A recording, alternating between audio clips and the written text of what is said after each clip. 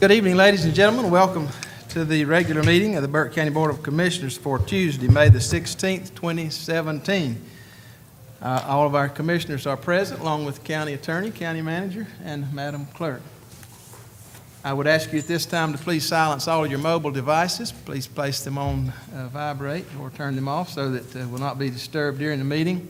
All of you who will be coming to make presentations tonight, I'll ask you to come either to the table in front of the microphone or to the podium in front of the microphone so that everyone can hear, including the audiences that may be listening over the internet or other means. We're glad tonight to have with us Dr. Rex Shaver, pastor of Pleasant View Baptist Church. I'm going to ask him to lead us in our invocation, and that'll be followed by the Pledge of Allegiance led by Ray Childers Elementary, Charles Williams, principal. He's in the back with us tonight. So let's stand together for the invocation. Let us pray. Lord, we thank you for Burke County. We thank you for the privilege to live and raise our families in such a wonderful place. Lord, I thank you for this Board of Commissioners. I thank you for the difficult responsibility that they have taken on. Lord, and I pray for them wisdom and courage and energy as they make the tough choices. Lord, I pray for peace and understanding as they handle difficult tasks and decisions. And I pray that they listen carefully and make good choices. Lord, we pray for the workers of Burke County. We thank you for their service. We pray that they take their job seriously and are fulfilled by their work. Most of all, Lord, I lift up the people of Burke County. Help us to have a healthy respect for ourselves, for our laws, and especially for one another, Lord. Again, we thank you for this great county and pray that you will bless us and prosper us. In Jesus' name I pray, amen. Amen. Amen. Thank you, Dr. Shaver. All right, guys, come lead us in the pledge.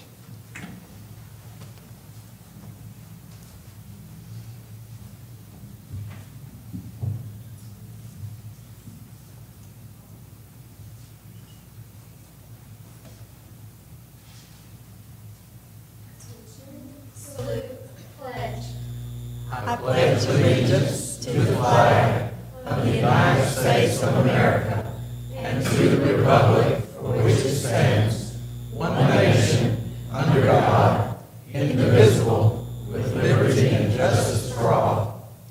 Now, if you guys will come right down here in front of the platform, we want to make a picture with you.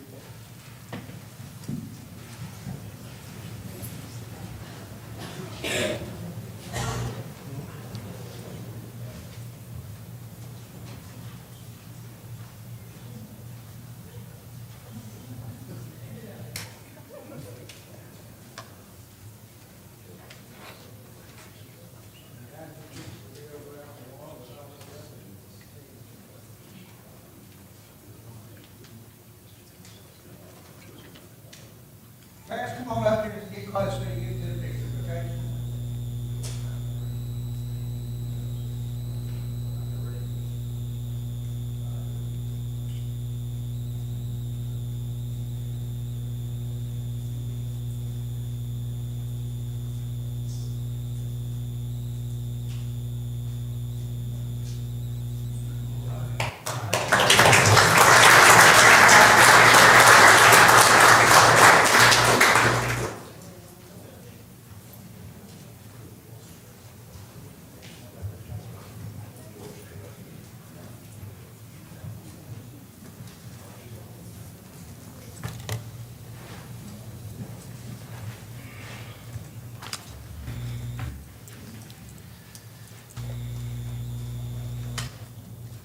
All right, that brings us to item number 4 of our agenda tonight, approval of meeting minutes.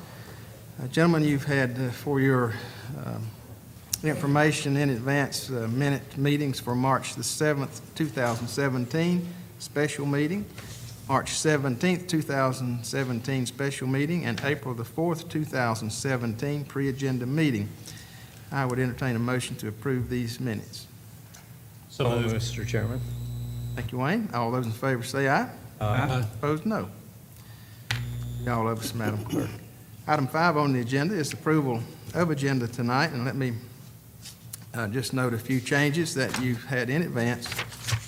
Two presentation items have been removed. Those items were item 5 and 6, a recognition of some of our officers, and those officers had some scheduling conflicts for this meeting, so we look forward to recognizing them a little bit later.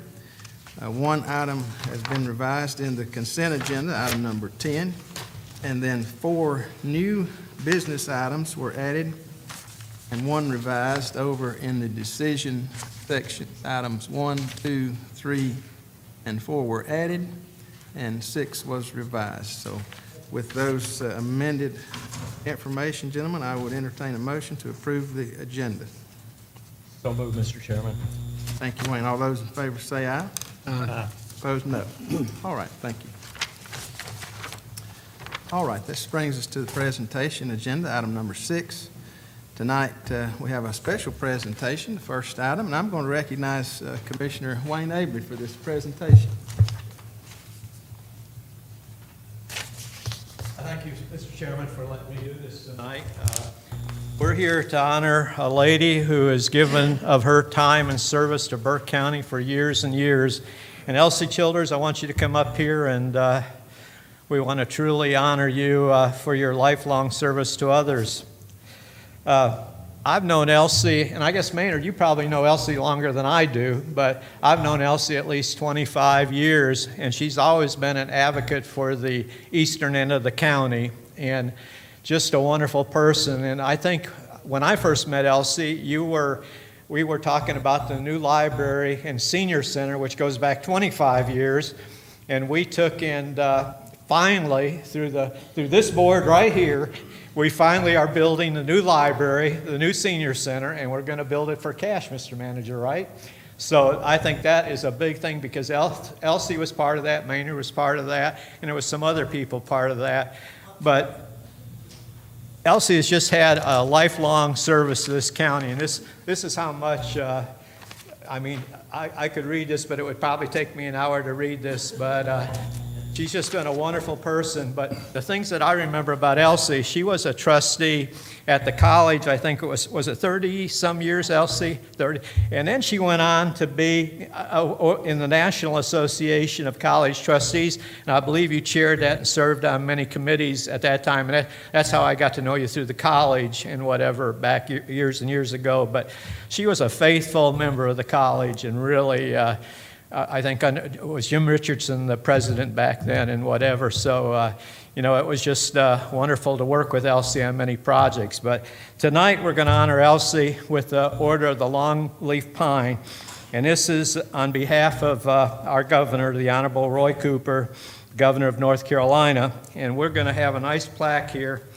And this plaque is to Elsie Childers, and it's the Order of the Longleaf Pine. And that's the most prestigious award that anybody in volunteer service and that can get in the state of North Carolina. And we are just so proud of Elsie. And I could go on for an hour about Elsie's service to Burke County, but, like I say, if anybody wants to read all this. She was also honored as Burke County back when we had Woman of the Year in '88, I believe, and then she went on to be Catawba County Woman of the Year. So, she's just got a long history of volunteerism, and, we're just so proud of a citizen that's really a lifelong service to others. And Elsie, we just love you to death. Thank you so much. And I'm going to ask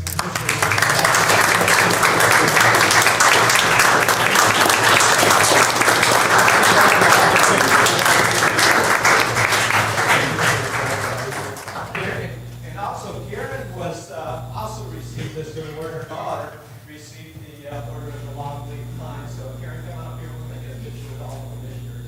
I'm truly honored that Jeff let me do this tonight for you. Don't tell stuff like that. Don't be telling stuff like that.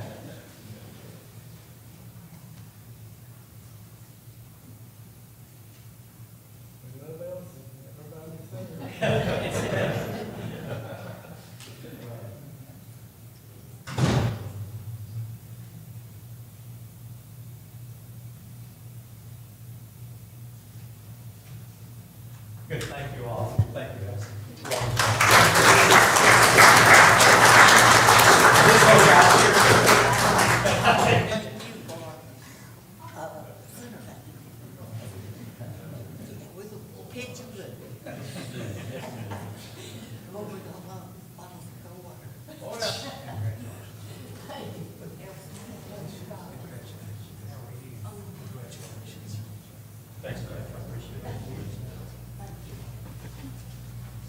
anybody wants to read all her accomplishments, just pass this around the audience, and it's here. I'll give it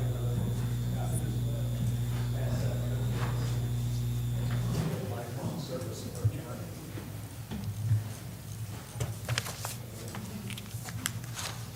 Thank you, Wayne. Again, on behalf of the board, I want to appreciate Ms. Childers for all that she's done for our county over the many years of service that she has given. All right, that'll bring us to item number 2. This is a special recognition for our finance office, and I want to recognize those folks who are here tonight in our finance department. Paul, any of your other staff present tonight, please stand. Yes, Mr. Chairman.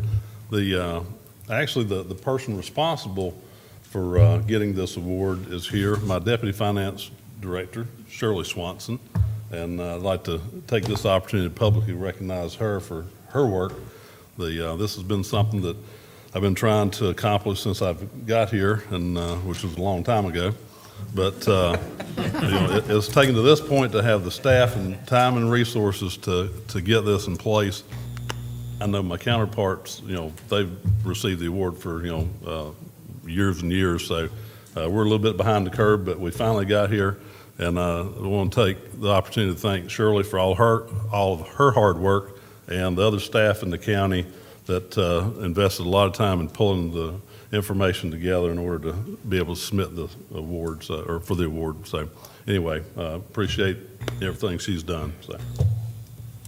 Brian? How often do you get it the first time out?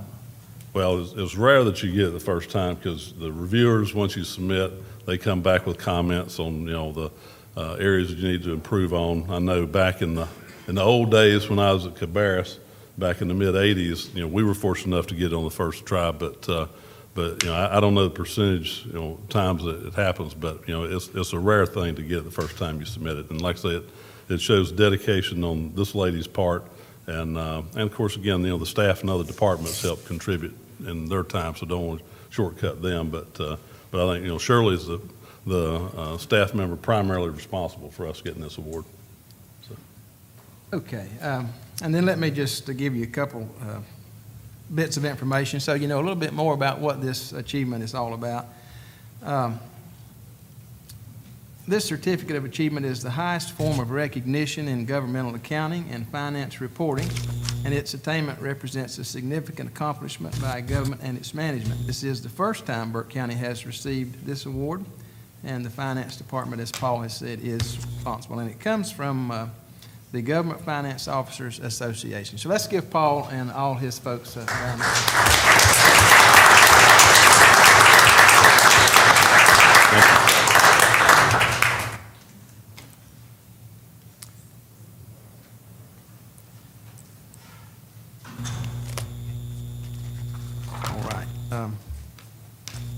Paul, don't run away. We might get a picture of that after a while, okay?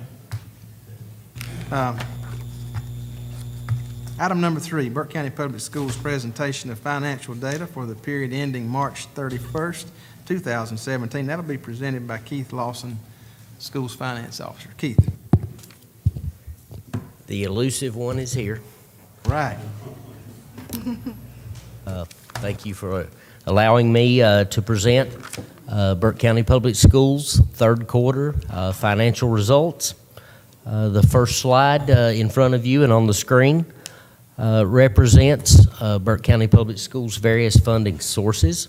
If you look to the far left column, you see state, federal, etc. And the next column is titled Estimated.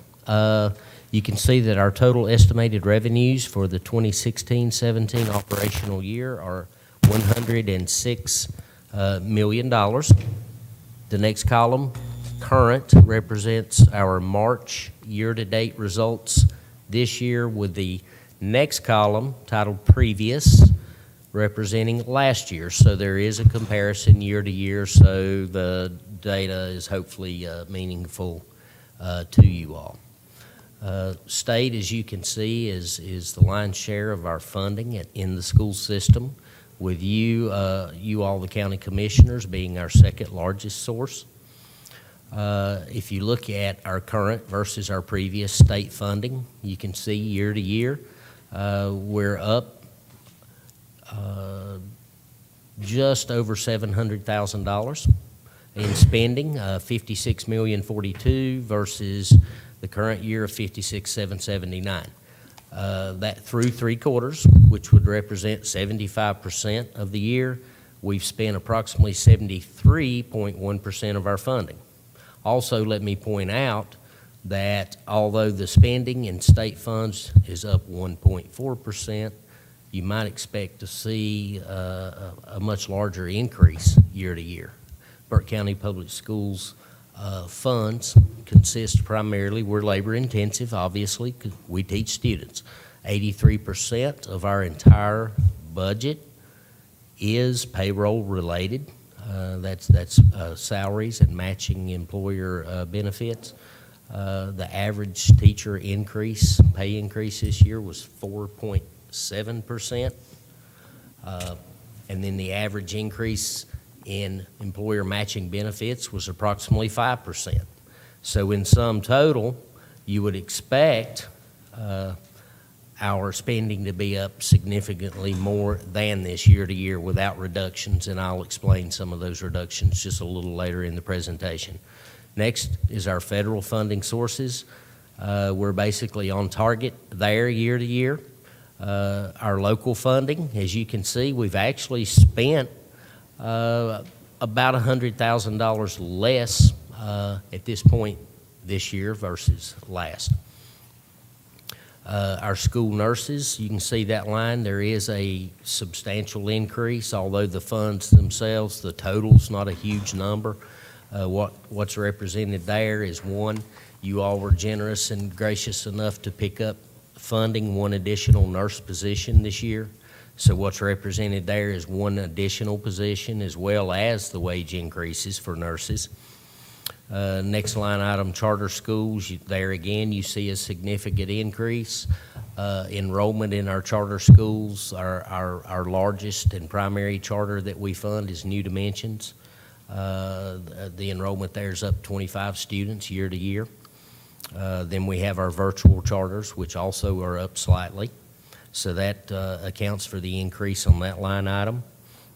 Then we have our fines and forfeitures. Again, that appears to be a very significant increase in revenues, but last year we were just lagging a little behind. The revenues came in towards the back end, so we're on track of what we anticipated in that category.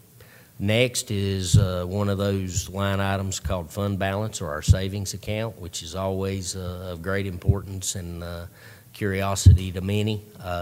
As you can see, we're almost flat with the same period last year as far as fund balance. What I will say that the negatives around this particular number indicate that through 3 quarters, rather than using fund balance, we've contributed to. I will also point out, though, that in the 4th quarter, which is a very strong quarter for us due to supplements paid to teachers, we will utilize fund balance, but we do anticipate overall for the year, instead of using a fund balance for the total year, that we will actually contribute slightly to our fund balance. Then next category, special revenue funds. We're slightly under, about $400,000 under this year versus last. What that involves is pre-K, Medicaid funds, our before and after school programs, local, state, federal grants, and quite honestly, the grant world has become very competitive, we're all after a much smaller pie now, so those funds have diminished over years. Bottom line, as you can see, current year, we've spent $76,138,000 through 3 quarters. Last year, we had spent $75,633,000. So there again, let me point out, if we're talking about a $100+ million budget that through 3 quarters of operations this year has only increased 0.7%, and that is with 83% of our total budget being payroll and that is with 4.7% wage increases for teachers, as well as benefits increases. So what that would indicate, without going into great detail about it, obviously, with that kind of inflationary impact on our budget are significant reductions within the school system itself. The next page represents our local budget only, and again, those are the funds that you, the county commission, provide the school system for operational purposes. Those are divided up. There's a lot of numbers here, but basically what this represents are our regular instructional local expenses, which again is primarily supplements for teachers and a few teaching positions. And the reason we fund teaching positions out of local funds, although state funds are provided for that, is we have JROTC programs in our high schools, and the federal government subsidizes those. But as a condition of subsidizing those positions, we have to pay an equal amount of positions out of our local funds. So that is why we pay teachers out of our local funds. The next and largest expense item to the school system, support and development services, is $7 million through 3 quarters, and that is operations of our facilities. That's our HVAC, our utilities, our grounds, et cetera, et cetera. That's maintaining all of our facilities. And then that last line item that I just mentioned earlier, revenues over under, that's our fund balance or contribution to savings at this point. So, that being said, let me just briefly highlight a few areas that have resulted in far less than anticipated increase in expenditures based on inflation. We continue to operate a very, very successful, nationally recognized, state-awarded utilities savings program. We've cost avoided almost $10 million since the inception of the program, and we're the only school system in the state of North Carolina, although we have some buildings approaching 100 years old, that has every single building Energy Star certified by the state of North Carolina. Also, we've contracted out mowing services of all of our facilities, which you all are well aware, that's resulted in almost $500,000 in savings annually. We did look at one point, actually, of trying to do that same thing and realize another cost savings for custodial services. We actually had a couple different companies that came in, and we met with them. They studied our facilities, assessed our staff, the cleanliness, the conditions of our schools, and they said, we can't do it better than you for what you do it for. So we do retain and continue to provide those services with our own employees. Next, we contracted out our food services program in the schools. We had subsidized at certain points during the last few years our food services program due to a lot of federal regulations with food and its preparation and et cetera. We were unable to provide a product to students that they didn't throw in the garbage can, I should say, really. Food waste with our healthy, I'm forgetting the actual exact technical term for it, but with the new nutritional standards that were in place over the recent years, food waste in schools increased by 56%. We had custodians that would talk about the fact that the bags were so heavy when they tried to pull them out of the garbage cans, they couldn't hardly lift them out of the cans because the food went from the line to the trash. Last week, I went to a high school and had sushi for lunch. So that's the kind of thing we offer now through contracting those services out. Much improved program and a profitable program for the first time in many, many years. Also, another very concerted effort that we made and have continued to make over the course of this year and even into next year is a very significant reduction in assistant principal positions.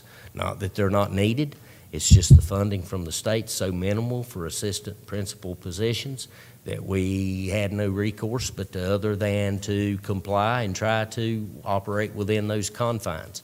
So we eliminated, I believe, 6 assistant principal positions over the district this last year, and I think we're going to pick up 1, maybe 2 more between now and the start of school next year. So that's maybe lengthy enough and maybe more than you all wanted to know or hear, but that's my story. Any questions? I'll be happy to entertain comments. All right, thank you, Keith. Any questions for Keith tonight, gentlemen? Mr. Chairman, not a question as such, but we got good news on Government Day in Raleigh, and the lottery folks are going to put $75 million more into the school and school construction. And I'll say it in a nice way. They said most of it would be going to the less rich counties. And so Burke County ought to be in line for I think we qualify. it. So, Yes, sir. but anyhow, I thought that was something that I know the County Commissioner Association has been after for years, for them to live up to what they promised on that lottery. And I was delighted to hear 75 million. So for schools next year, it'll be 1.75 million, almost $2 million into the school. So. Other comments? All right, thank you, Keith. We Thank you. appreciate your report tonight. Brings us to item 4, Western Piedmont Community College, presentation of financial data for the period ending March 31, 2017. And Sandy Holman will bring us that report tonight. Good evening. Thank you. I'm going to give a brief summary of our finances through March 31st, 2017. And first, we will look at our state funds, and we have a formula budget of $14,637,780 with additional allocations throughout the year of $602,214, and that's just for special allocations such as longevity, customized training, and grants that may flow through the state funds. So our total state budget as of March 31st is $15,239,994. And through March 31st, we've spent $10,721,887, or 70.4% of our budget. Again, this is actual expenditure, so there's many things that are encumbered that we haven't paid for yet. So that is right in line with what we normally have at this time of year. The next 3 columns are our county budget. And through March 31st, our current budget is $2,544,329, which we've received $1,663,273. Our expenditures through the third quarter were $1,593,664, and as of March 31st, we've expended 62.6% of our budget. We do have several encumbrances outstanding in the last quarter of the year for service contracts, and then also for different projects that are outstanding. So we are confident in our budget planning for this year. One of those major projects is our cosmetology center, which should be completed mid-July, which we are already getting quite a few inquiries on. We've had over 100 inquiries online about the program, but in the fall, we'll expect to get at least 20 students in that program. So we're very excited and thankful for the county for supporting that program. The last 3 columns is our institutional budget, which is budgeted at $6,155,201. And institutional budget consists of financial aid, grants that the college receives, self-supporting courses, our bookstore, and other miscellaneous items. So it's pretty much everything other than state or county funds. Most of these accounts are restricted in nature, and so they are restricted to what their use can be, what we can expend those funds for. Approximately 75% is for financial student aid, which could be federal or state or scholarships, and then 15% for our bookstore.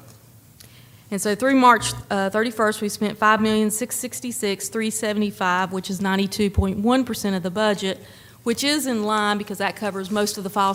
It covers all the fall semester, most of the spring semester. So in total, our combined budget for 2016-17 is $23,939,524, which we've expended $17,981,926, or 75.1%, which is completely in line with what we've done historically. The second page that you have shows the county budget just in the different categories, so you can see where those expenditures actually lie. And what we have is salaries and benefits at 27%, utilities at 28%, and contracted services at 17%, being the top three categories that our county funds are expended on. And that is our finance update through March 31st, 2017. Are there any questions that I can answer for you? Okay, thank you, Sandy. Gentlemen, any questions, comments for Sandy on this report? Good report. Thank you very much. Thank you. Thank you for being here, and we'll accept that report as presented. Okay, that takes us to scheduled public hearings, item number 7 on our agenda. Community Development Zoning Map Amendment ZMA 2017-03 and public hearing presented by Scott Carpenter. Scott? Thank you, Mr. Chairman, board members, Madam Clerk, and Mr. Manager. It's a pleasure to be here this evening. I just have one item tonight. All my other items were on the consent agenda. So this is Zoning Map Amendment 2017-03, and this is a request from Alice and Roy Leonard, who are requesting to rezone about 1/3 of an acre out of a larger tract that's 7 1/4 acres from R2 residential to the neighborhood business zoning district. Mr. Leonard's intention is to bring the existing business, which is Carolina Ribbon, into compliance with the zoning ordinance. As far as the site goes, you all have been provided with an aerial photo of the property, as well as a zoning map showing the zoning and an existing land use map. The parcel has an existing commercial business, like I had just mentioned, which is called Carolina Ribbon. It has 2 livable mobile homes on the site.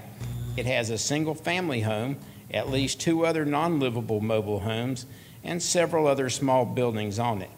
The area to be rezoned also has 226 feet of road frontage on US 70 West, and the 1993 Comprehensive Plan classifies US 70 as a principal arterial state road.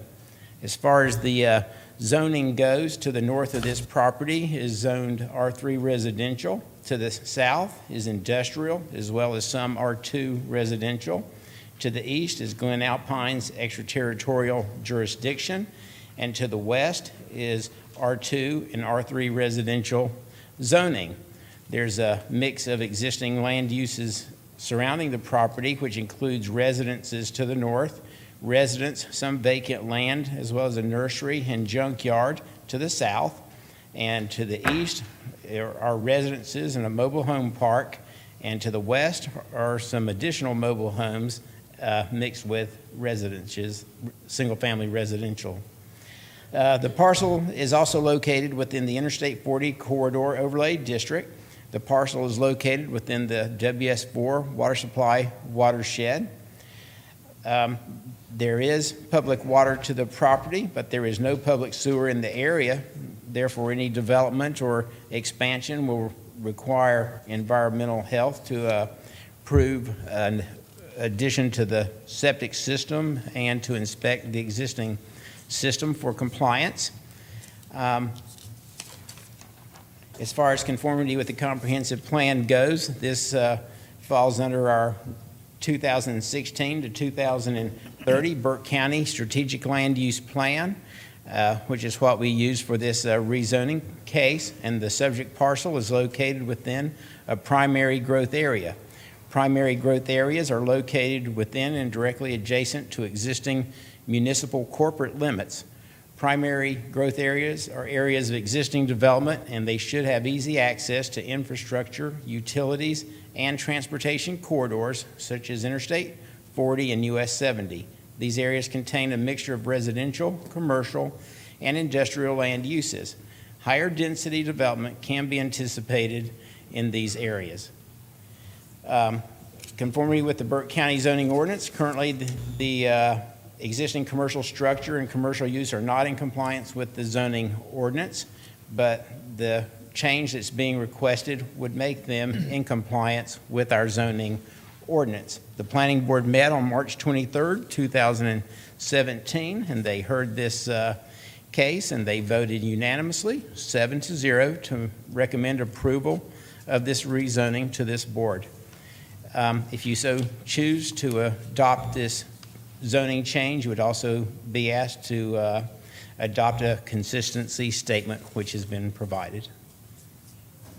Okay, thank you, Scott. Thank you. Gentlemen, you've heard this information from our planning director. Any questions for Scott before I open the public hearing? I'll just say, Mr. Chairman, that's probably been commercial property for 50 years. That used to be the old log cabin grocery store.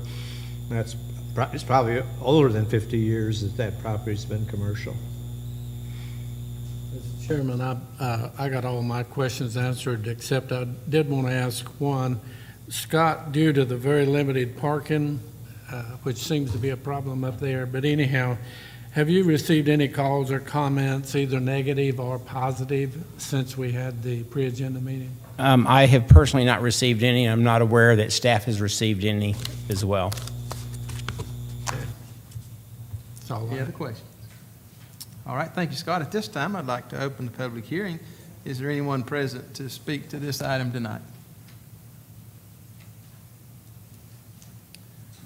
Seeing no one, Madam Clerk, we'll close the public hearing, and I'll entertain a motion to adopt this ordinance. Madam Clerk, is it necessary to read this consistency statement into the record? Technically. Okay, technically Mr. then, Chairman, if you like, I'll handle that. The consistency statement, the proposed zoning map amendment can be considered consistent with Burke County 2016-2030 land use plan and the Burke County zoning ordinance, and is reasonable in the public interest.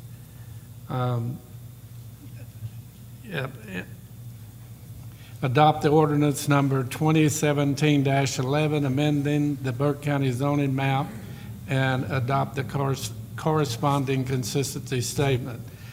The parcel currently has a non-conforming use within a non-conforming structure. The rezoning would bring the existing use and the structure into compliance with the zoning ordinance. The rezoning would be appropriate for this area because the 1993 comprehensive plan recommends commercial and industrial development along US 70 if adequate access and utilities are present. The comprehensive plan also states the future commercial development should be concentrated around existing commercial development. The subject parcel has existing commercial development on it. Finally, any future expansion of the existing use or any new commercial development of the parcel would be subject to the site plan requirements of Article 13 of the zoning ordinance, and would include screening, traffic, access, setbacks, height limitation, building inspections, water, wastewater, and other development criteria. all right, very well done, Commissioner Taylor. Thank you. And gentlemen, you've heard a motion from Commissioner Taylor. I will entertain a vote at this time. If you're in favor of this motion, please signify by the uplifted hand. Madam Clerk, that's 5-0. Thank you. Okay, this brings us to item 8, informal public comments. At this time, we'd like to open the floor for informal public comments. Madam Clerk, you have any lined up? I do. I have two speakers tonight, Mr. Chairman. Mr. Bob Benner. Okay, if you would, please come to the podium, state your name and address. I'm Bob Benner. I live at 125 Crestview Lane in the city. And I'm going to keep this short and sweet like most of us enjoy our dinner blessings.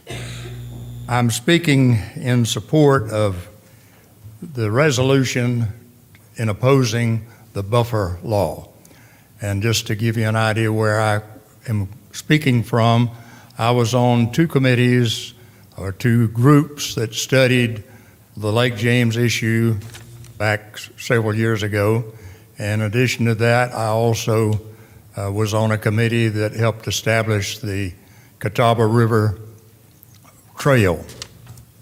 And with that, I'm going to close and just ask for your support of the resolution that is being presented later this evening. Thank you very much. Thank you, Mr. Benner. Appreciate your comments. Next, we have Ms. McFetridge.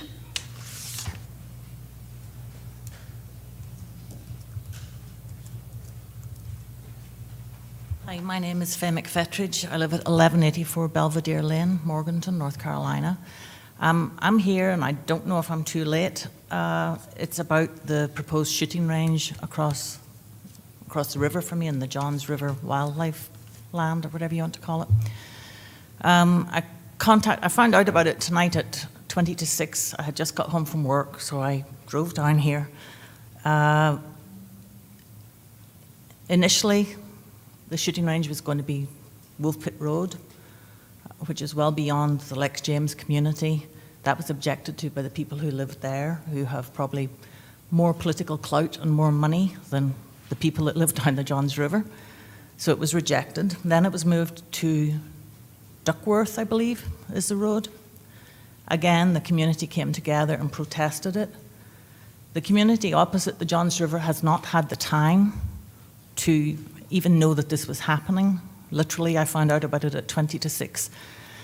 So I would like very much for you to not make a resolution on that this evening. I would like very much for us to be able to organize a petition with signatures. I am convinced I will get hundreds of signatures. I saw some silly comment about how it would stop people doing target practice in their own land. No, it won't. But when somebody's doing target practice on their own land, they're doing it for maybe an hour. It's not going to be 24/7 or whatever the shooting range is going to be. I'm very concerned about it. We already have a hunting club across the river during various hunting seasons. The bottom portion of my land is, I can't walk on it. I can't take my dogs because we're afraid that I will get shot or the dogs will get shot. Quite often I go out there sporting a very bright red jacket and a very bright red hat and try to make myself as clear and visible as possible, but I really don't think anybody wants a shooting range. The couple of neighbours I happened to call as I was driving down here in my car, they hadn't even heard about this and they were furious too. But at 10 minutes notice, very few people can drop everything and come. I did because I feel very strongly about it, and I will do everything in my power to make sure that it doesn't happen, quite honestly, because I think it will make living down there untenable. I think for most of us that live there, we have worked extremely hard to buy and purchase property and to build homes. We have no services from the city. We have sewer. We don't have sewer. We have, oops, I'm running out of time. Anyway, but you don't give anything to us. We pay a lot of taxes, and now you're planning to build a shooting range. And I'm really, really upset about this, guys and madam.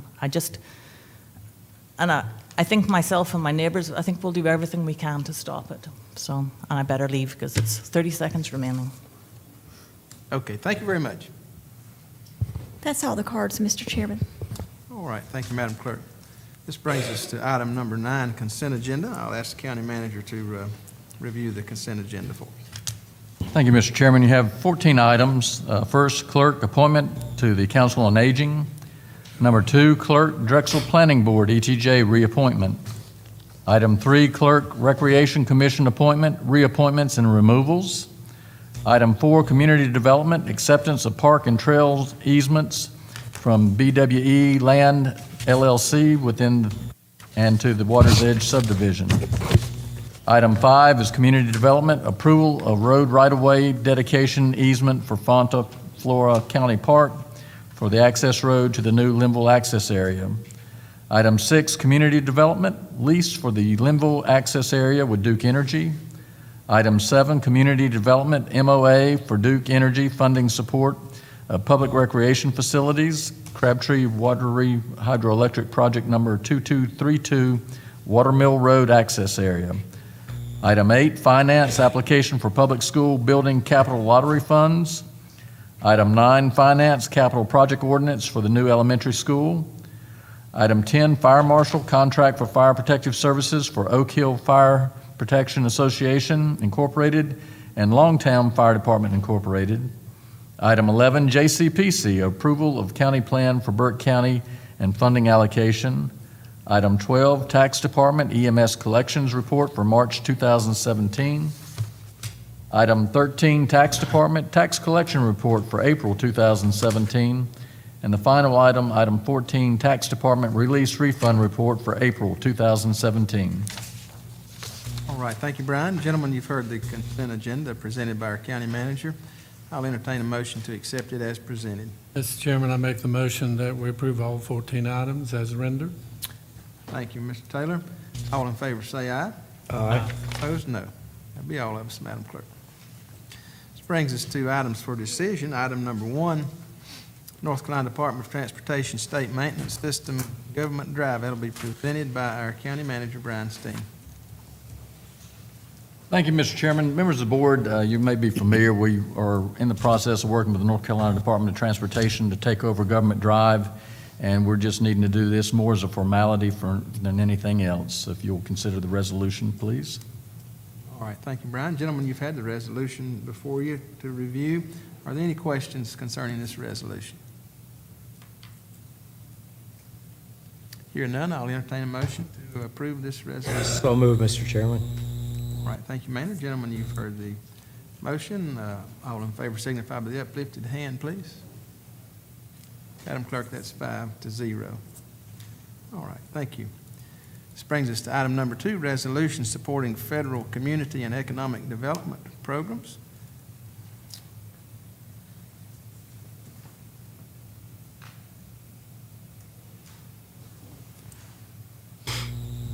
This following resolution supports a number of federal programs, a whole bunch of acronyms here, dealing with a lot of homes, CDBG grants, and other federal programs that enables local community and economic development and encourages the President and members of Congress to continue current funding levels of these programs to local communities. And gentlemen, as you know, we receive billions of dollars in our area for numerous projects such as water, wastewater, broadband, roads, projects critical to business and industrial development and job creation, housing projects to provide affordable housing and increase home ownership. Communities in our region obtained 13 ARC grants from 2012 to 2016, totaling $1.8 million that funded water, sewer and improvements, business expansions, and other downtown Wi-Fi projects to support business development. Gentlemen, I won't read this entire resolution, but you can see the many areas impacted.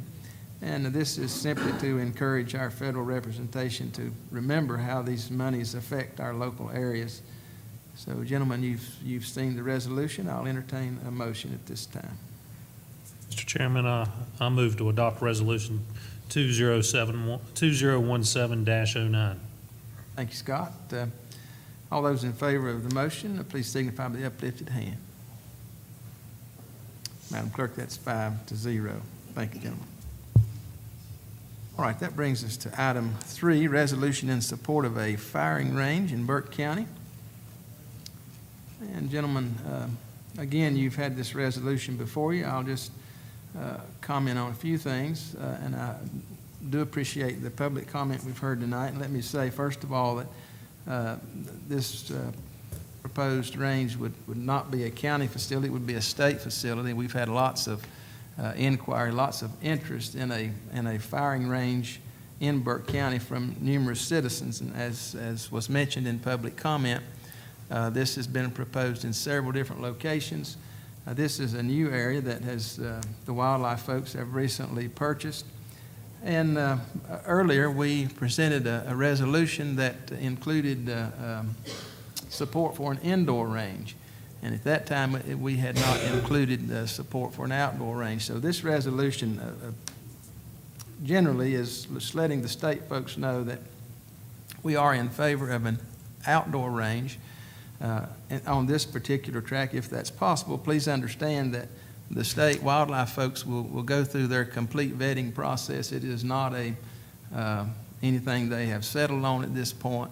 We just simply want the state to know that we have a lot of folks in Burke County who want a firing range. And if this location is a suitable location, once it goes through all its vetting, and they will accept public comment and have opportunity for that throughout that process. So with that bit of explanation, I will entertain a motion for this resolution. Mr. Chairman, a comment, if I may, before. Yes, sir. You know, I appreciate many of us went to, I don't know how many different meetings and hearings to support this, and we tried hard. We just couldn't get the location that would work. And I just, for one, am tickled pink that we're back in the saddle, so to speak, and the Wildlife's planning to take a second look at us, or third maybe. So I appreciate that. And I would make the motion. Before you make a motion, I'd like to say something, Maynard. Again, it seems like, you know, we talked about Wolf Pit Road, and that's out in the boonies. And again, it looks to me like the rich people overcome people around the lake. And here we go building this thing where I don't think it should be built. And I don't think the county has really looked into this thing really close enough. And I think maybe we're acting too fast on it. Like the young lady said, they didn't hear about it or whatever. I can't remember if there was anything in the paper Sunday or whatever on this, but I'd like to really see us give this a little time, maybe till the next meeting or something, to really look at this really closely. Thank you, Wayne. Any other comments on this subject? All right. Maynard, you want to restate your motion, please? Sure. To adopt resolution number 2017-11. All right. Thank you, Maynard. You've heard the motion from Commissioner Taylor. All those in favor of the motion signify by the uplifted hand, please. And those opposed? Madam Clerk, that'll be 4-1. Thank you. All right, this brings us to item 4, Board of Commissioners resolution opposing State Bill 434.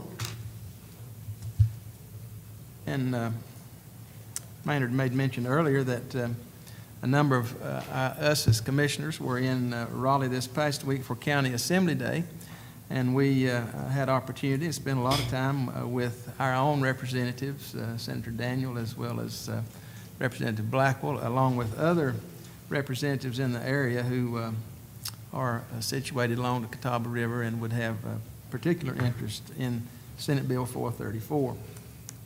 So we did express opposition to Senate Bill 434. And gentlemen, you've had this resolution.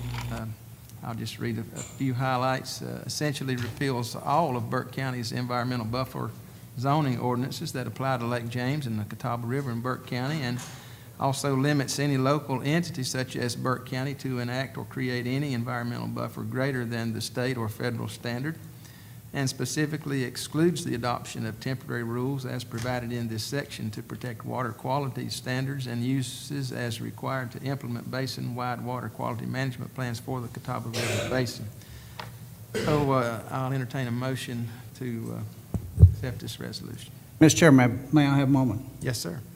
I think in my tenure here, this is probably one of the worst pieces of legislation I've ever seen come out of the General Assembly. There's been entirely too much work done in Burke County, and the Catawba River Basin is just not Burke County, it's Catawba County and those tributaries that run through many counties in this state. As a member of the State Water Infrastructure Authority, it's been our goal to see that water is provided, and I don't think we have taken the time a lot of times to understand that we've been in droughts. We're still in a drought situation. We're approaching zero. We're still at 1 point something. But I just, when this legislation came out, it was just not right. The people of this county deserve better than what this bill has to do, and I fervently ask each one of you to vote for this resolution, and I hope 434 dies a hard and painful death in the House of Representatives. All right. I think you understand where I'm coming from. Thank you, Commissioner Carson. All right. Anybody else wish to comment on I'll this? just echo, Mr. Chairman, I'll just echo what Commissioner Carswell said. This thing would set us back 20 years. I just don't understand why this was even considered. Mr. Chairman, I'd like to repeat the the same comment I made on Legislative Day, and that is, we worked long and hard, many groups, many different government entities. We worked hard with Duke Power, and I don't have enough fingers and toes to know that all the meetings and all the different clubs, et cetera, was part of this event. And I don't know how many, I'm going to say there's hundreds of meetings if you counted everybody. And then we also want to thank Duke Power. And not to fight this would be a form of betrayal to me of the people that we had made superior and good promises to and signed our name.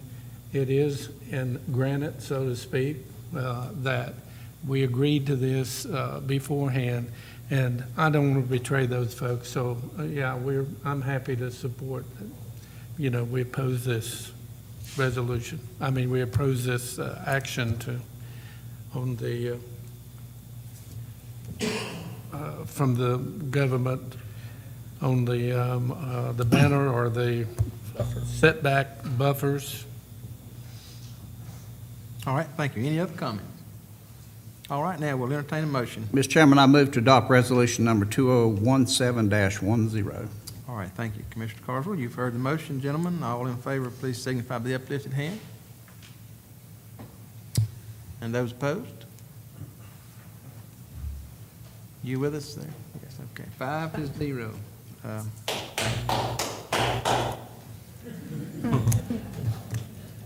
All right, thank you. All right, item number 5, adoption of animal control ordinance. This is the second reading.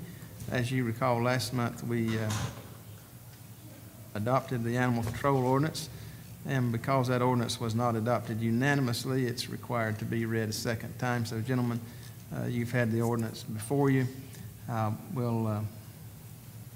We had all the presentations, public hearings, everything previously, so tonight what I will simply do is open the floor for any comment from commissioners if so desired, and then we'll accept the motion. Mr. Chairman, I visited a dog, beagle dog lot, and he has his dog boxes about 2.5 feet above ground.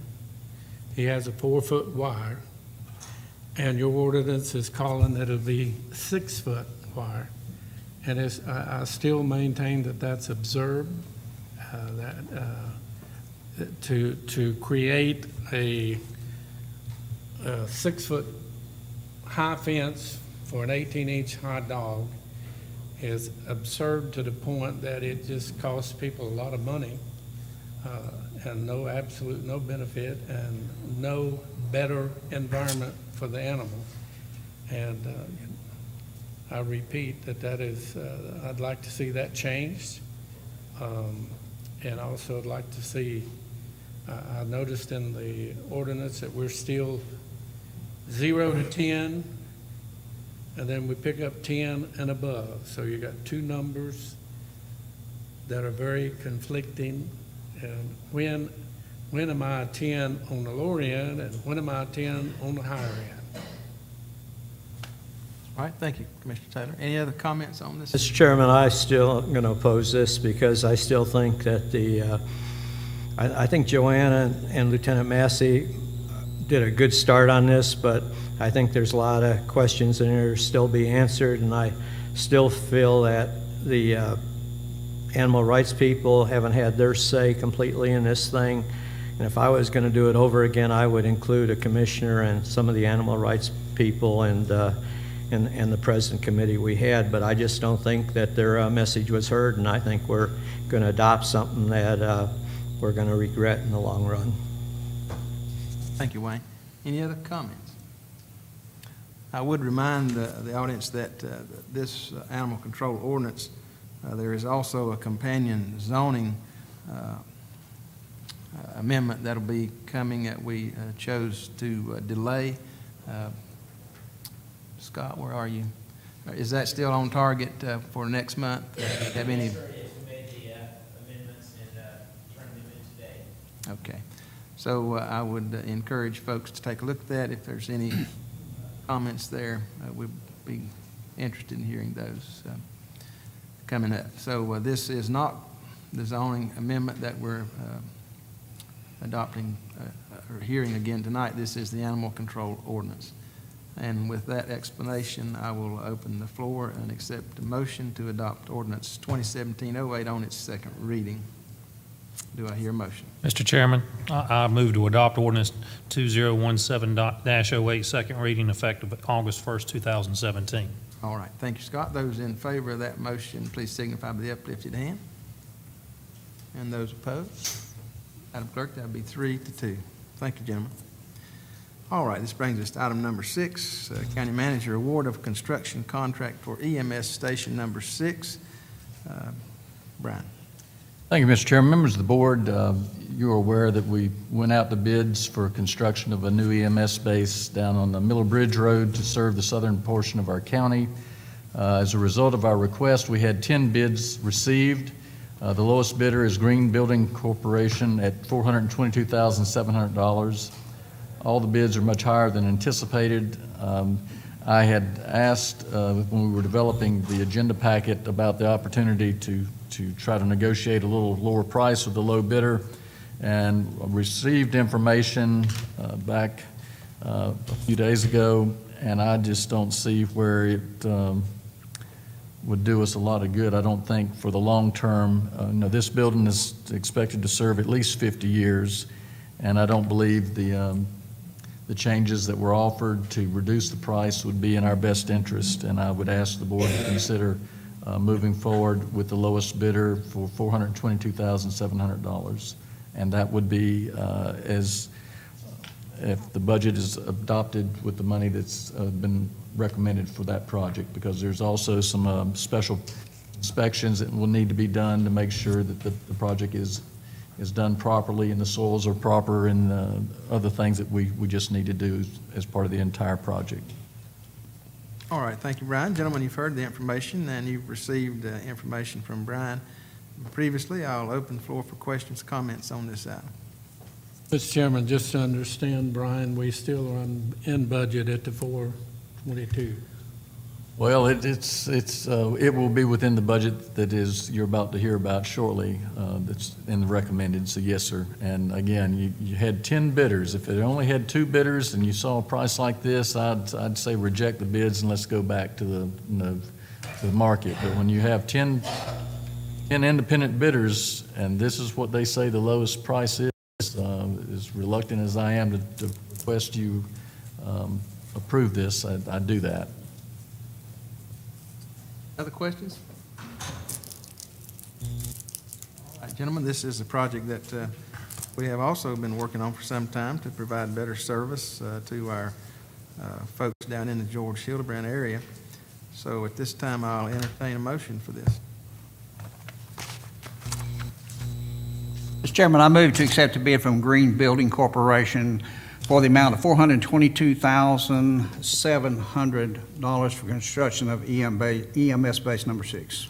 All right, thank you, Commissioner Carswell. You gentlemen, you've heard the motion. All those in favor, please signify by the uplifted hand. Madam Clerk, that's 5-0. And we look forward to that project coming along and to provide better service for our folks in that area of the county. Item number 7, presentation of recommended budget for fiscal year 17-18 and scheduling a public hearing presented by our County Manager, Brian Steen. Thank you, Mr. Chairman. Members of the board, as we normally do about this time of year, I have a budget message for you. In accordance with the North Carolina Local Government Budget and Fiscal Control Act, GS 159-8, I hereby present and submit for your review and adoption a balanced recommended budget for fiscal 2017-18 that meets the immediate and long-term needs of the county and supports goals desired by the board. I respectfully remind you that a mandatory public hearing for the recommended FY 2017-18 budget has been scheduled for 6 p.m. on Tuesday, June 20th, 2017, in the Burke County Services Building, County Boardroom, Entrance E, 110 North Green Street, Morganton, North Carolina. In the budget development background, during February of 2017, a preliminary budget workshop was conducted budget request from county department heads and other entities. Requests from the preliminary workshop and staff work sessions totaled $75,231,750. On May 5th, 2017, Burke County Public Schools system submitted their budget request of $16,099,624. The combined budget request for fiscal 2017-18 totaled $91,331,374. In development of the recommended FY 2017-18 budget, I've reviewed the projected estimate of available revenues and general fund balance in comparison with the recommended expenditures for operational cost, projected grant match requirements, and anticipated costs for capital projects. As a result of this review, I've developed the recommended FY 2017-18 budget to adequately meet the needs and obligations of the county, as well as funding entities that benefit citizens of Burke County. To fund the recommended budget, a tax rate of 69.5 cents is needed. This would be an increase of 1.5 cents above the current property tax rate of 68 cents. For a property valued at $100,000, the proposed tax rate would increase the tax bill a total of $50 or $1.25 a month. Now, let me tell you a little bit about the budget. As you may have remembered, when we were in Raleigh, we heard about the what I'm going to call an unfunded mandate, and I also want to share with you unanticipated or new expenditures.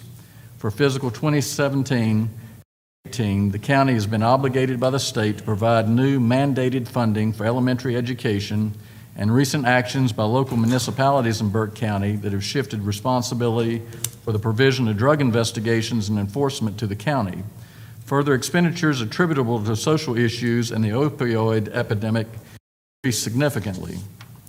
Regarding required number of students in the public schools, kindergarten through third grade, you have the city of Morganton and town of Valdez have withdrawn from the Burke County Narcotics Task Force effective June 30th. Substantial increase in funding for the provision of health services and treatment services related to opioid and other forms of drug abuse, and we have seen an astronomical increase in the number of children placed into the care of Burke County Child Protective Services.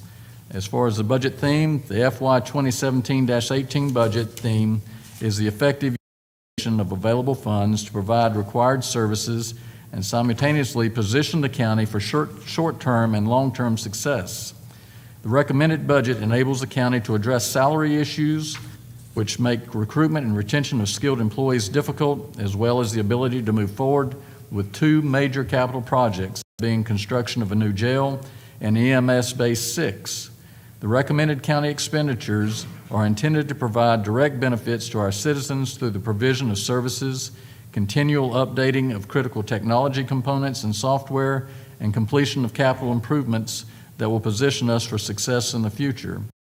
Objectives of the recommended budget are: 1, build upon recent progress in economic development activities that will increase employment opportunities for our citizens. This includes likely expansion of our tax base due to the future placement of a regional National Guard Center and development of the western campus of the North Carolina School of Mathematics in Burke County. 2, provide funding for county government technology, software, and infrastructure that are needed. This would include the provision of tracking software that will be combined with GPS routing equipment placed in EMS ambulances to assist paramedics in reaching citizens in need of emergency medical care by the most direct route. Provision of funding to establish a trailhead for the Fonta Flora Trail and Lake James Loop Trail, as well as other state trails, and steps to expand provision of county water services to citizens and local businesses via grants and other low-cost options that may be available to Burke County.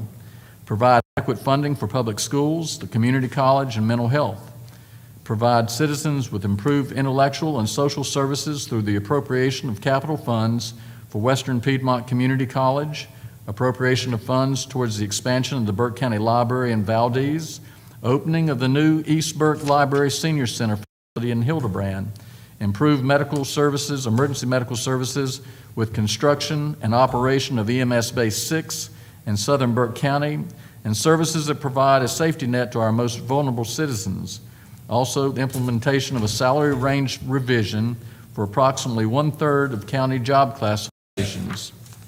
Also, to provide a 1.5% cost of living increase to better enable our county to recruit and retain capable employees effective July 1st, 2017.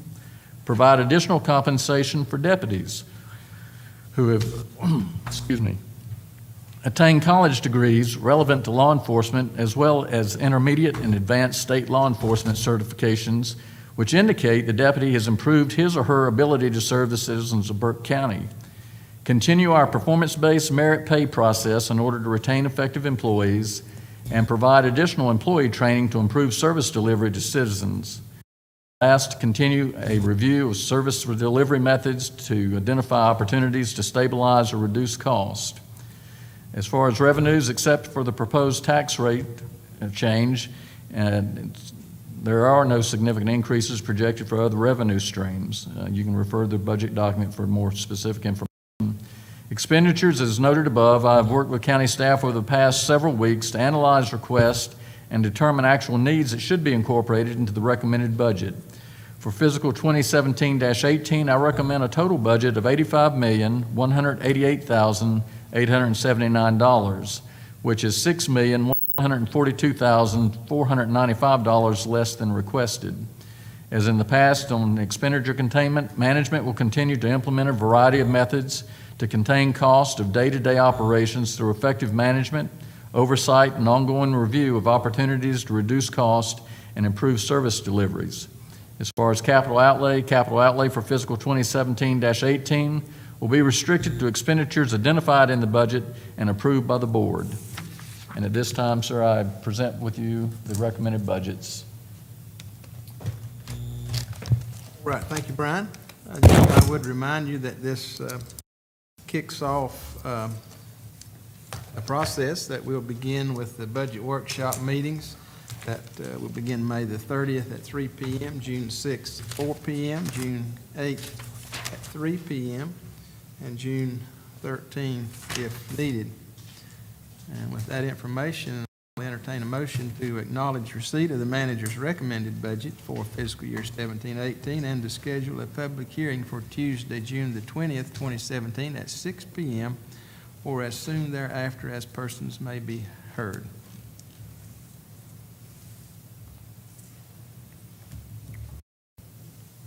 I'll entertain a motion.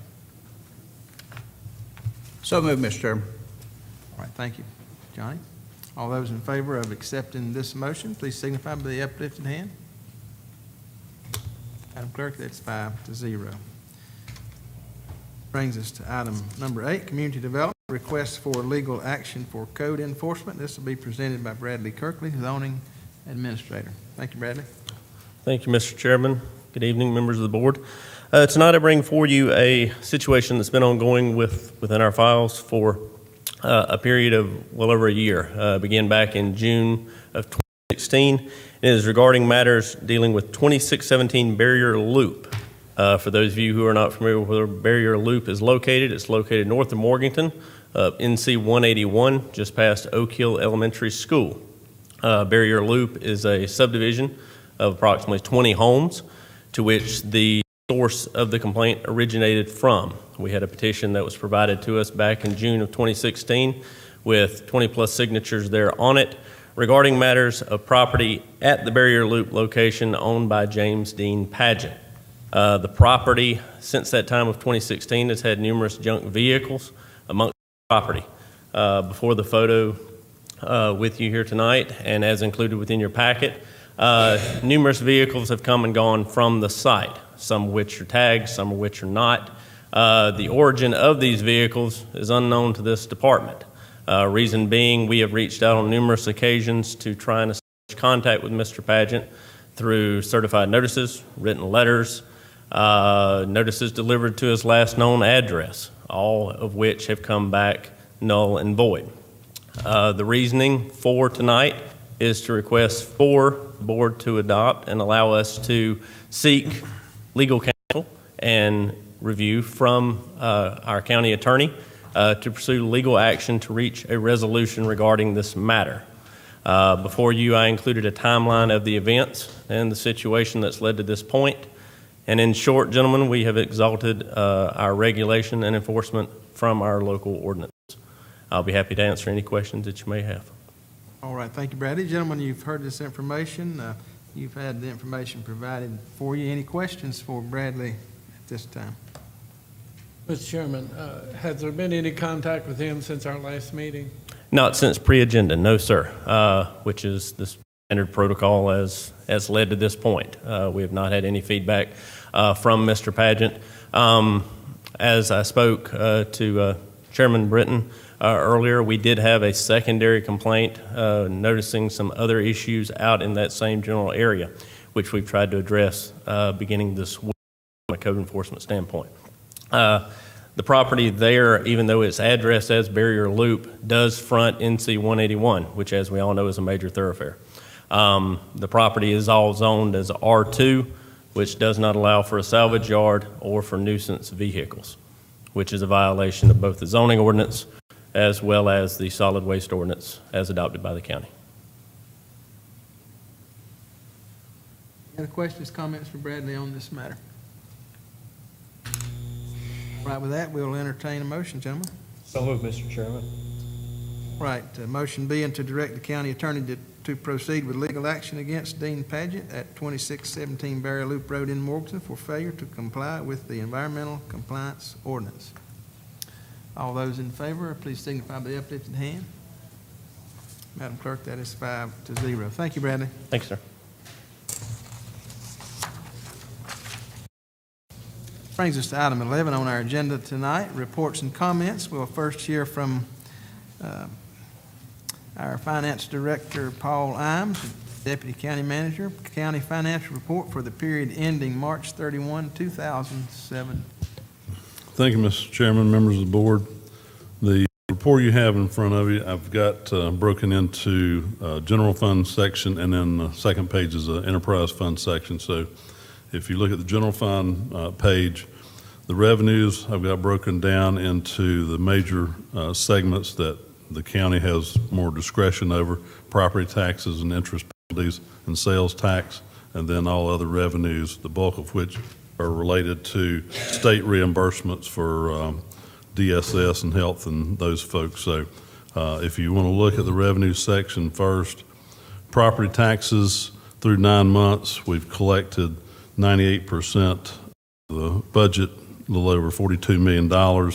As you're well aware, as the year goes on, the bulk of the tax revenues has come in. July, August, December, January being the main collection months. So that revenue number will not increase very much in the last quarter. We still look like we won't have any problem meeting budget on that, though. Sales tax, I've broken sales tax into two categories. The first section being the general sales tax that the county has received for years and years.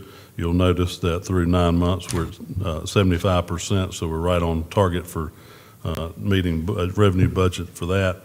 Sales tax, Article 44, that is the sales tax. You may remember when the state did the reallocation this past year, the money that the county gets is guaranteed. The $1,377,506 has to be spent for community college, public education, or economic development.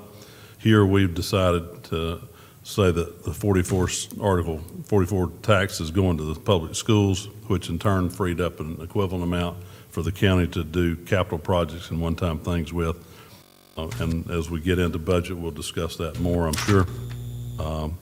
That number, even though it's a little bit low, since the money is based on a set pot of money in the formula, we will get all of that at the end of the year, so there's no concern about being a little bit behind at that point in time. Your budgets, I won't go through all these departments, but you can see the different departmental budgets that consist of the entire general fund. Burke County Schools, obviously those, and DSS are the two main budgets the county has.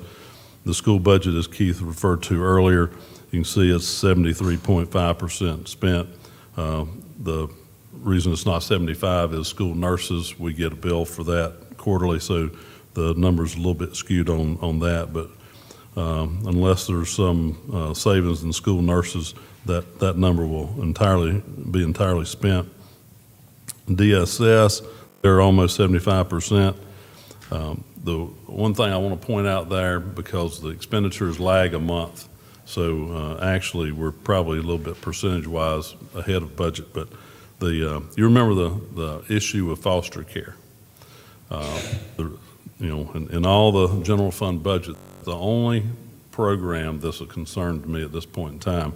Everything else, even from a number standpoint, it looks fine. The concern I have is foster care. The kids keep, increasing, and if those kids are placed in a home where we have to pay, then, as you heard, I think last month from DSS, the concern, even though the board allowed the county to use lap salary money to go to offset foster care, as the numbers keep climbing, my concern is that we're going to be right back to the board in June asking for additional money to pay the June bills. So just want to point that out as, that's the one area of concern in the entire budget that I believe is a problem for us and may resurface in June. But on a positive note, though, speaking of past issues, I was looking at the bed rental situation. You remember the board approved, I think it was $215,000 to pay for additional bed rentals. Through April, with only 2 months left, we initially put $150,000 to $215,000 in their budget to get us through what I thought may last us most of the year. And that number looks like, unless the last 2 months really skyrocket, instead of needing $215,000 of fund balance, we'll be able to get by with $150,000, maybe even less. So, at least on a positive note, that's the one area that was a concern earlier. I think we've addressed that, and so we will actually come in under budget on that with the board's help. Overall, I won't, unless the board has a specific budget they want to talk about. Overall, you can see the county 74% spent through 9 months, which is a little bit on the positive side compared to last year. We're not quite as well off. Last year, we had a fund balance increase through 9 months of $9 million. We're at 7.4 this year, so we're a little bit behind where we were last year. But all in all, things look pretty good. We should at least come in and hopefully a little bit to fund balance. On the enterprise funds, if you flip to the next page, we have 3 enterprise funds: water and sewer, solid waste disposal, and solid waste collection. At this point, everything appears to be in line with budget. No major areas of concern. If the board remembers, that in water and sewer and solid waste, we have to budget fund balance to make that budget work. So when I tell you that everything appears in line with budget, that does not mean that we're going to surplus money. That just means that the fund balance that we anticipated we would spend, we probably will spend.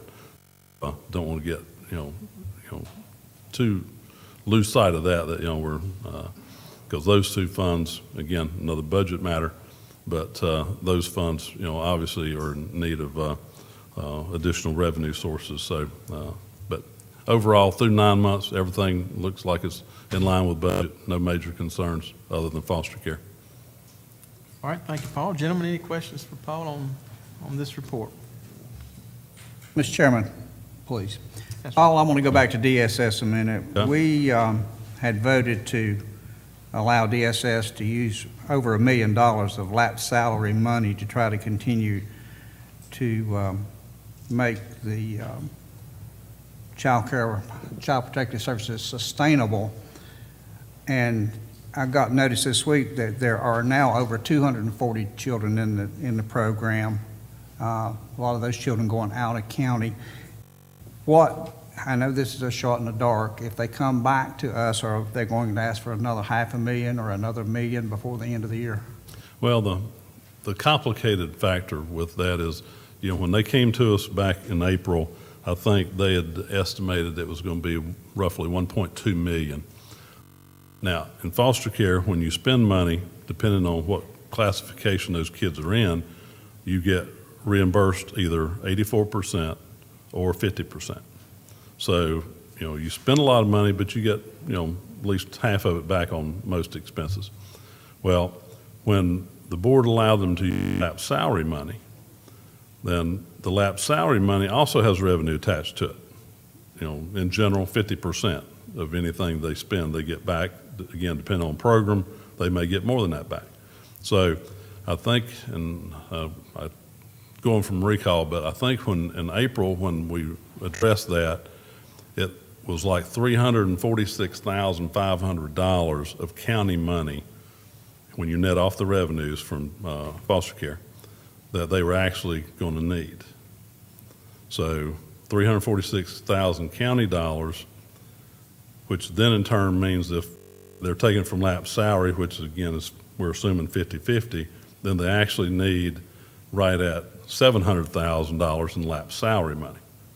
So my concern is that, they may not have enough lapsed salary money to compensate for that. So if every month the bills keep going up, and one thing, bear in mind when you hear these numbers, 240, 250 foster care, that does not necessarily mean that we're paying to, someone for those kids.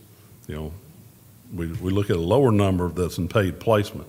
So I think, for example, and I don't want to quote these numbers, but I think a couple months ago, they had like 160 some kids in paid placement, but their total number was like 230 or something. So, it's not that we're paying for the entire 250 or anything, but I mean, obviously the great majority we're paying for. But a lot of that depends on when they, get kids in, are they put in a paid placement, or are they put with family or somebody who's not going to pay? So, I would not have any idea, if they had to come back, what that number would be, because I think roughly they're close to $400,000 a month now in foster care. That's all, Mr. Chairman. Thank you. Any other question for Paul? Paul, we, three of us attended the mental health breakfast Friday morning. Some alarming figures came out of that meeting. One of the most alarming was they are now telling us 1 out of 4 American citizens has a mental issue, and that a lot of the reasons you're having this surge in children at DSS is from this same fact. And the other thing that's interesting, that in articles reading that most of these mental conditions, over 65%, I believe it was, is coming from abuse of drugs. And, I asked the question out there, what's being done on the front side of this? How we get into 1 to 4 when it probably used to be 1 out of 16 or 20. I don't know what the figure would have been. But my point is, until we put and every time I read, and I'm interrupting myself now, but every time I read about somebody wanting to make it legal to grow marijuana and sell marijuana and all that stuff, and look what we're doing to our own society with it, when are we going to say enough's enough? And it's not long, folks, whether you realize it or not. We can't afford it. It's going to break us. Your insurance premiums, the whole 9 yards, is associated with this lifestyle. We went to another for county commissioners training, and they said this is the first society born that's not going to live longer than the parents. And the reason is lifestyles. Doing things you ought to know better to do. But anyhow, I don't see an end until we get in front of that and stop it. Well, and that's why if you talk to Doreen over at DSS, it seems like you're right. I mean, the kids they're, having to take, a lot of the parents, it's a drug issue.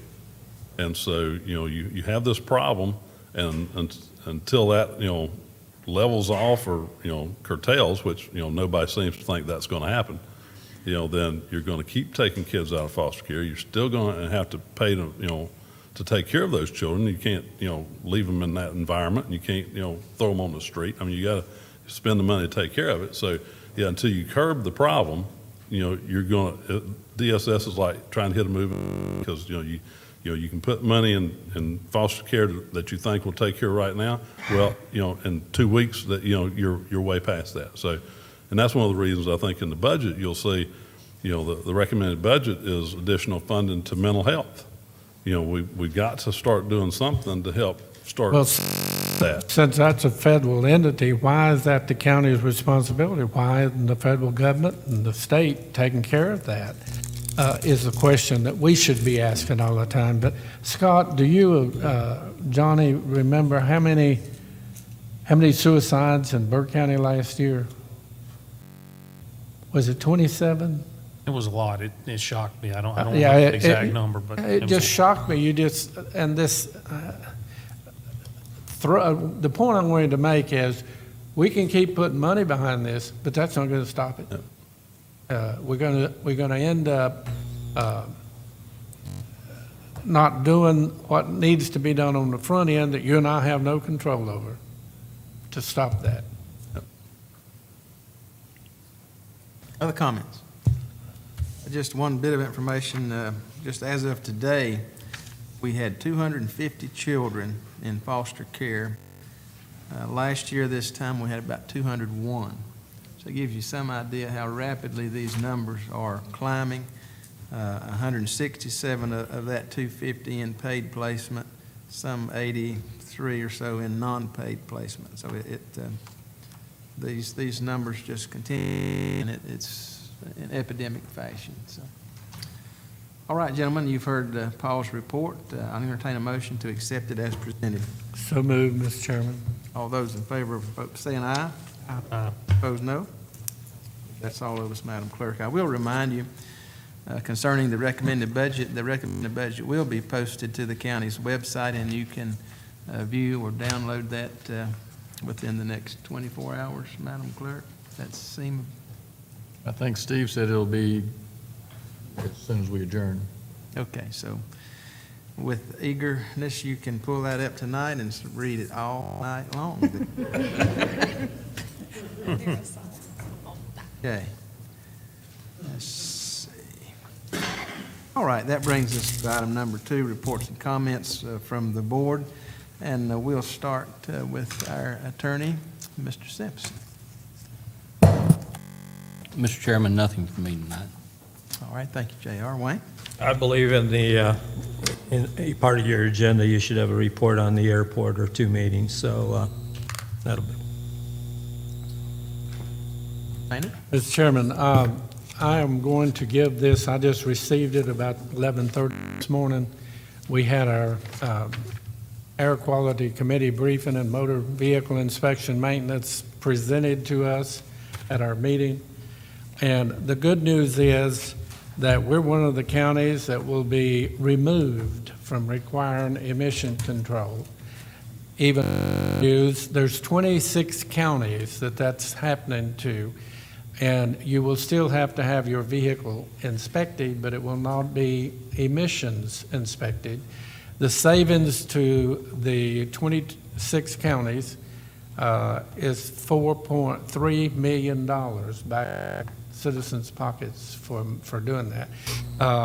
Also, August the 4th, K is the, excuse me, I've got that down here at another.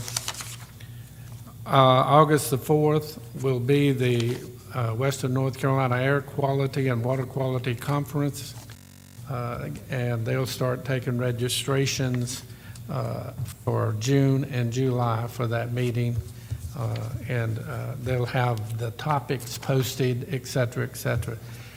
I'm going to give this to Kay, to the clerk. She'll run you a copy of it. There's a lot of information in here to look at and read. It tells all the counties that are being removed. Just a lot of good information. Folks, we're setting records. We're 3 points below the average on some of the air quality measuring. So, I look forward to the next couple of years. It will no longer be an air quality committee because we have cleaned up so well and done so well with it. So, mental health meeting is Thursday night. I do not have a report for that for you, but I will forward that to you just as soon as I get it. And I want to publicly thank the county and for allowing us to go to Legislation Day and enjoying a day with our legislators and our senators. And so, thank you very much. Thank you, Manny. Brian? Mr. Chairman, I've got a little update for you on the Library Senior Center. This is a graph from the street looking back up at the building. I tried to kind of give you a step-by-step tour here. That's the entrance area when you first come inside the building. Then you're looking off to the left here. I'm not a photographer, and I think it will show, but it still gives you some feel for the building. This is on the left side of the building, some of the areas on the left side of the building. That would be a small office area there. This is going to, I believe, going to be the children's reading room, and you can see the fireplace there. They've got a big piece of plywood in front of it. And then you're back out kind of at the circulation desk, looking back off to the left rear corner. And then looking straight ahead from the circulation desk out the back door towards where you're going to have a patio area. They've yet to install the paddle fans. I believe they're going to have outside fans over that area, and you can sit out there and read. It'll be a concrete, I'm sure, deck. This is coming back inside again. This, I believe, is starting to look over into the senior center side. And that's just a huge open room there on the senior center side. I believe that's where they'll have their meals and kitchen area. You see the fireplace there also in the kitchen area of the senior center. And there's just some small offices there on the side, and you're looking towards the back exit on the senior center side. And I'm not sure if this is still there in the senior center side, exactly where that is. And then some more office space there near that fireplace. And I believe the room to your right is either a computer room or where they'll be playing pool, billiards. And Maynard, you were telling me they've got a grant to buy 2 pool tables, I believe. Yeah. Okay. The local senior group there in Hildebrand did that. Yes, and in addition, they had several dinners. The last one, I know they raised $1,400. I don't know the amount on the first 2, but I'll try to get that for you by next meeting. Here's another area there in the senior side.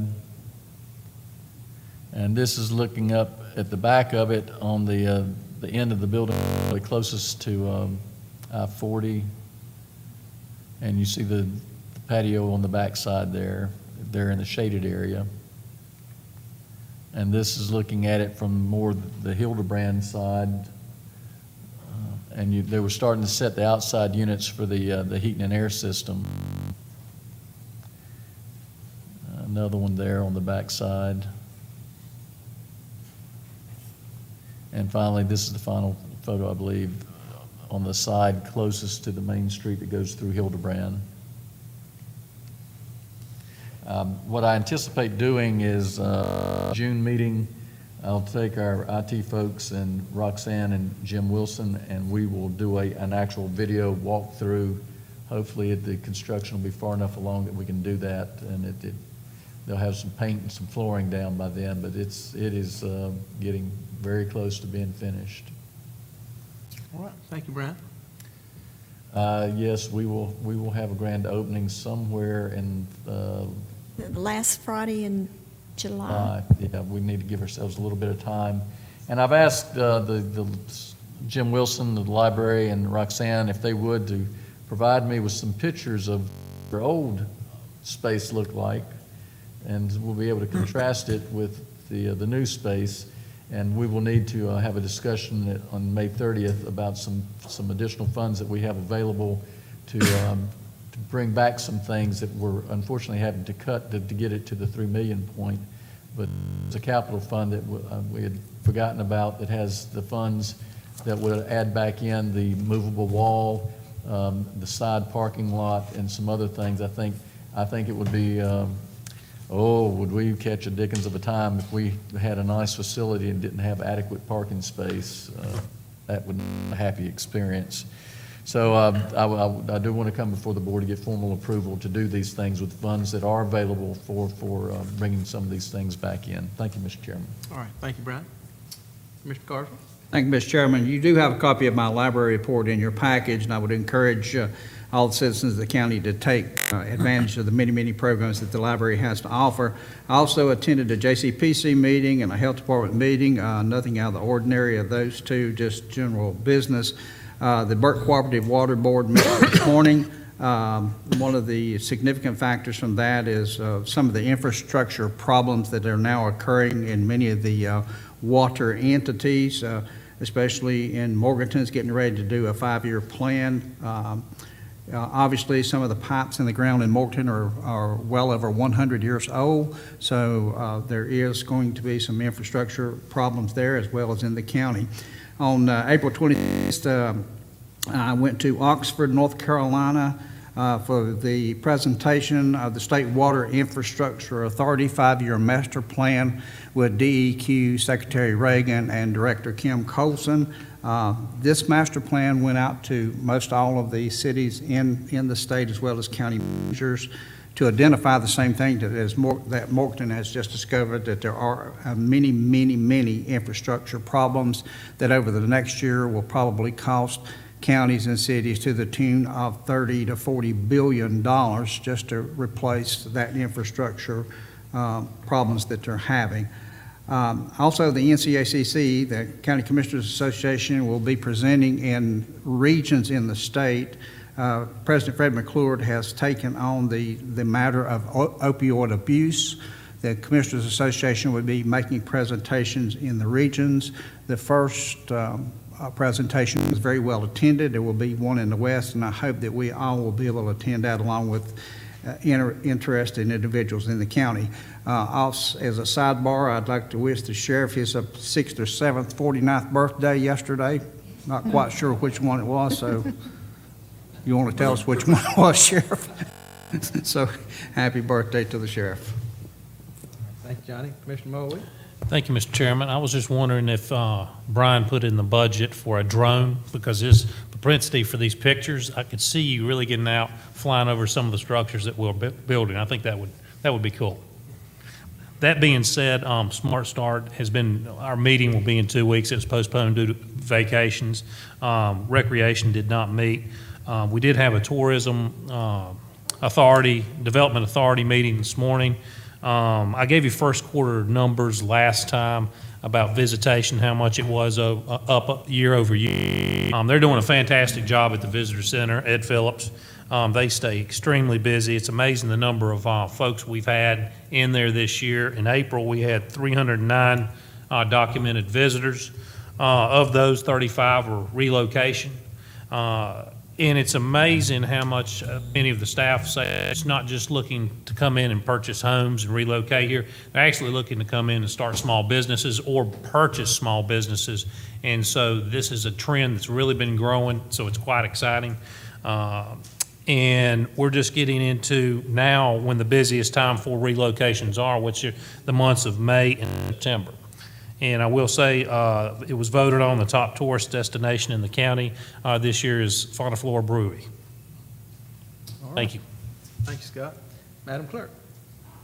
Thank you, Mr. Chairman. Members of the board would just like to let our citizens know that the Town of Longview's May Day Special is this Saturday at the Recreation Center in Hickory, and it's from 10 a.m. to 9:30 p.m., and they have a great lineup as well as crafts. All right, thank you, Madam Clerk. On behalf of the board, through the past month, I have met with Burke Development, a lot of activity, lots of interest in the area. Our staff continues to follow lots of leads. We've had a number of our existing businesses expand. Those are always good news. I also met with the DSS board. I won't rehearse a lot of that we've already talked about tonight. Continue encourage folks, if you could have an interest in fostering children, please contact DSS. They certainly could use help there. And also met with EMS Quality Management Group. I'm always amazed at how well our fire and EMS and state parks and hospitals work together, bring the best services possible for our citizens. And I would remind folks that the Valdez Emergency Room is open. And it seems a lot of our citizens seem to think, well, it may not be open, but it certainly is. And I can assure you, I think wait times would be much less. So if you can make a few more miles, it might be worth your time to drive on down to Valdez if you have a need to go to the emergency room. So with that, I believe that's all the reports that I'll make tonight. And remind you that county offices will be closed May the 29th in observance of Memorial Day. All right, Madam Clerk, we'll hear vacancy announcements. Thank you, Mr. Chairman, members of the board. We have the following vacancies on county boards and committees: the Hickory Regional Planning Commission, the Adult Care Home Community Advisory Committee, as well as the Nursing Home Community Advisory Committee, the Council on Aging, Juvenile Crime Prevention Council, the City of Morganton Board of Adjustment and Planning Board for the ETJs, the Voluntary Agriculture Board, the Burke County Board of Adjustment and Planning Board, Burke County Parks and Recreation Commission, the Western Piedmont Regional Transit Authority Transportation Advisory Board, Partners Behavioral Health Management, Western Piedmont Community College Board of Trustees, and the Animal Advisory Board. Thank you, Madam Clerk. Well, you've heard lots of volunteer opportunities in the county, and let me encourage you, if you have some time and would be interested in working with any of these vacancies, contact the clerk's office. She can provide you information as to how to get involved and help in these different areas. With that, gentlemen, we do not have a need for a closed session tonight, and I would entertain a motion to recess to May the 30th, 2017 at 3 p.m. So moved, Mr. Chairman. All right, you've heard the motion. All in favor say aye. Aye. Opposed, no. With that, we'll be recessed. Hello, I'm Brian Steen, the Burke County Manager, and I'd like to introduce you to Zeke, Ty, and Chloe. They're my 3 pets, and I adopted them all from rescue agencies. I hope if you're thinking about getting a dog or a cat, you'll consider contacting our local rescue agencies and adopt one. If you have a cat or a dog, I hope you'll also consider having them spay or neutered to help us reduce the number of unwanted pets in Burke County. Whatever you can do to help us would be appreciated. And in a moment, we'll show you some contact information for both the rescue agencies in Burke County and agencies that can help you with low-cost spay and neuter. Thank you again. I hope you have a great day.